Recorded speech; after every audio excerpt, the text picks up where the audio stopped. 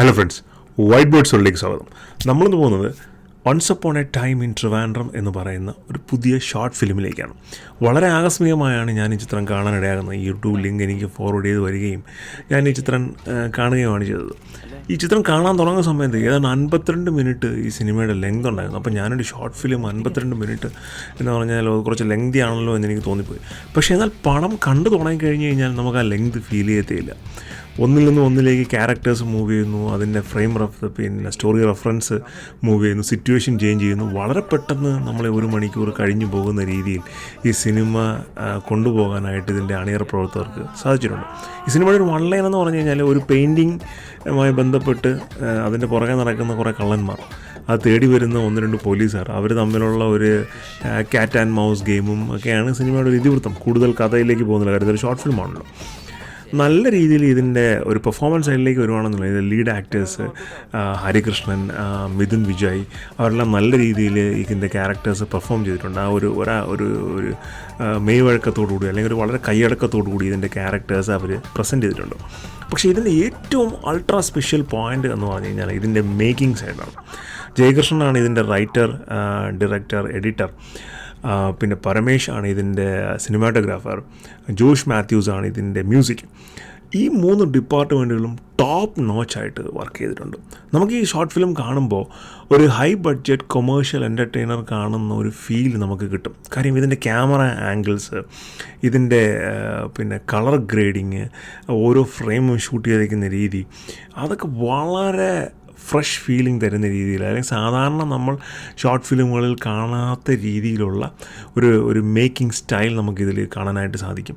ഈ സിനിമയുടെ ആദ്യം അതിൻ്റെ ടൈറ്റിൽ കാർഡ് വരുമ്പോൾ തന്നെ ഇതിൻ്റെ മേക്കേഴ്സ് പറയുന്നുണ്ട് inspired from Guy Ritchie, Quentin Tarantino എന്നൊക്കെ പറയുന്നുണ്ട്.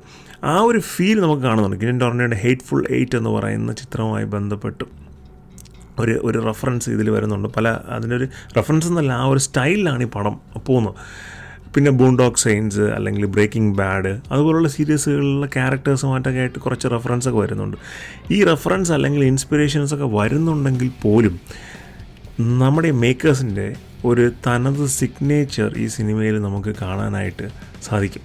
വളരെ നല്ല രീതിയിൽ അവരത് എക്സിക്യൂട്ട് ചെയ്യണം. ഞാൻ നേരത്തെ പറഞ്ഞ പോലെ ഒരു സാധാരണ ഷോർട്ട് ഫിലിം കാണുന്നതിലുപരി ഒരു ഫ്രഷായിട്ടുള്ള ഒരു എക്സ്പീരിയൻസ് ഓഡിയൻസിലേക്ക് എത്തിക്കാനായിട്ട് അവർക്ക് സാധിച്ചിട്ടുണ്ട്. ഇതിൻ്റെ സിനിമാറ്റോഗ്രാഫി എടുത്തു പറയേണ്ടതാണ്. ഇതിൻ്റെ ബാക്ക്ഗ്രൗണ്ട് മ്യൂസിക്കും സിനിമാറ്റോഗ്രാഫിയും ഗംഭീരമായിട്ട് വർക്ക് ചെയ്തിട്ടുണ്ട്. വളരെ പ്രോമിസിങ് ആയ, ഇവരാരെയും പേഴ്സണലായിട്ട് അറിയത്തില്ല, പക്ഷേ വളരെ പ്രോമിസിങ് ആയ ഒരു ക്രൂ ആൻഡ് കാസ്റ്റാണ് ഇതിൻ്റെ അകത്ത് ഉള്ളത്. നമുക്കത് ഈ ഷോർട്ട് ഫിലിം കാണുമ്പോൾ തന്നെ മനസ്സിലാവും. ഇതിൻ്റെ ഒരു വളരെ കൈയടക്കത്തോടു കൂടി അവർ പെർഫോം ചെയ്തിരിക്കുന്നതും ഓരോ സീനും തോട്ട്ഫുള്ളി എക്സിക്യൂട്ട് ചെയ്തിരിക്കുന്നതും എല്ലാം നമുക്ക് കാണാനായിട്ട് സാധിക്കും. ഈ ഷോർട്ട് ഫിലിമിൽ പല സ്ഥലങ്ങളിലും നമ്മൾ ശ്രദ്ധിച്ചു കഴിഞ്ഞാൽ, ഞാൻ അതിൻ്റെ ഡീറ്റെയിൽസിലേക്ക് പോയി കഴിഞ്ഞാൽ ചിലപ്പോൾ കഥയുടെ എലമെൻറ്റ്സ് എന്തെങ്കിലും വെളി വന്നു പോകും, അതുകൊണ്ട് ഒരുപാട് ഡീറ്റെയിൽസിലേക്ക് പോകുന്നില്ല. പക്ഷേ പല സീക്വൻസുകളും നമ്മൾ ശ്രദ്ധിച്ചു കഴിഞ്ഞാൽ ഒരുപാട് ചിന്തിച്ചിട്ടാണ് അവർ ആ സീൻ വിഷ്വലി സെറ്റ് ചെയ്തിരിക്കുന്നത്, അതിനകത്ത് ക്യാരക്ടേഴ്സിനെ പ്ലേസ് ചെയ്തിരിക്കുന്നതെല്ലാം നമുക്ക് മനസ്സിലാക്കാനായിട്ട് സാധിക്കും. തികച്ചും പോരായ്മകളില്ലാത്തൊരു 100% പെർഫെക്റ്റ് പ്രോഡക്റ്റാണ് എന്നുള്ളതല്ല. ചെറിയ ചെറിയ ഇഷ്യൂസൊക്കെ ഉണ്ട്, കോസ്റ്റ്യൂംസ് അല്ലെങ്കിൽ കുറച്ചും കൂടി ട്രിംഡപ്പ് ആവുന്ന എഡിറ്റിംഗ്, ഇതൊക്കെ ഉണ്ടെങ്കിൽ കൂടിയും ഒരു കൂട്ടം ചെറുപ്പക്കാരുടെ ഒരു ഫ്രഷ് അറ്റംപ്റ്റ് എന്ന നിലയ്ക്ക് വളരെ നല്ല ഒരു ഔട്ട്പുട്ട് കൊണ്ടുവരാനായിട്ട് അവർക്ക് സാധിച്ചിട്ടുണ്ട്. ഞാൻ നേരത്തെ പറഞ്ഞ പോലെ 50 മിനിറ്റ് എന്ന് നമുക്ക് തോന്നിപ്പിക്കാത്ത രീതിയിൽ ഈ പടത്തിൻ്റെ ഒരു ഫ്ലോ നമ്മളെ ഗ്ലൂ ചെയ്തിരുത്തുന്ന ഒരു സാഹചര്യമാണുള്ളത്. വളരെ നല്ലൊരു സിനിമയാണ്. ഇതിൻ്റെ title once upon a time in Trivandrum എന്ന് പറഞ്ഞാൽ ഒരു വ്യത്യസ്തമായ ടൈറ്റിലായിരുന്നു. Once upon a time in Hollywood എന്ന് പറയുന്ന പോലെ once upon a time in Trivandrum വളരെ വ്യത്യസ്തമായ ഒരു ടൈറ്റിലായിരുന്നു.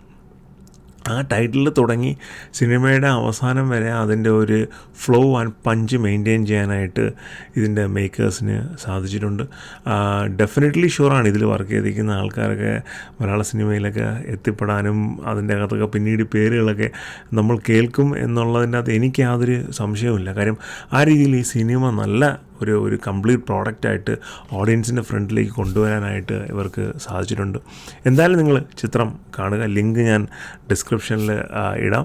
ചിത്രം കണ്ടതിന് ശേഷം ചിത്രത്തിനെ പറ്റിയുള്ള ഫീഡ്ബാക്ക് നിങ്ങൾ അവരെ വീഡിയോയിൽ തന്നെ പറയുക. കാരണം ഇത്തരം ചെറുപ്പക്കാരായിട്ടുള്ള ആൾക്കാർക്ക് അവരിതുപോലുള്ള സിനിമകളൊക്കെ ചെയ്ത് യൂട്യൂബിലൊക്കെ ഇടുമ്പോൾ നമ്മുടെ കമൻസാണ് അവർക്ക് കിട്ടുന്ന ഏറ്റവും വലിയ പ്രോത്സാഹനം എന്ന് പറഞ്ഞു കഴിഞ്ഞാൽ.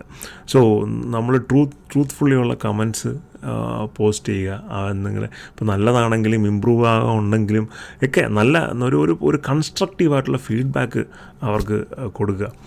അപ്പോൾ എൻ്റെ വീഡിയോ പറ്റിയുള്ള നിങ്ങളുടെ ഫീഡ്ബാക്ക് ചിത്രം കൊള്ളാമായിരുന്നു, സജഷൻ കൊള്ളാമായിരുന്നു എന്നുള്ളത് നിങ്ങൾ കമൻറ്റ് ചെയ്യുക. അപ്പോൾ എന്തായാലും ചിത്രം കണ്ടതിന് ശേഷം നിങ്ങൾ നിങ്ങളുടെ ഫീഡ്ബാക്ക് അവരെ അറിയിക്കുക. മറ്റൊരു വീഡിയോ ആയിരിക്കും. ബൈ.